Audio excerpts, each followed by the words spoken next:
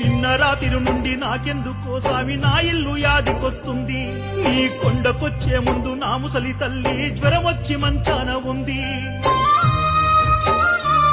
నేను చేస్తేనే గడిసేది మా ఇంట్లో నాలి పిల్లలే మీదింట ఉండ్రో. లేనిదే నిదరోదు నా చిన్న బిడ్డ నా మీద బెంగెట్టుకుందో.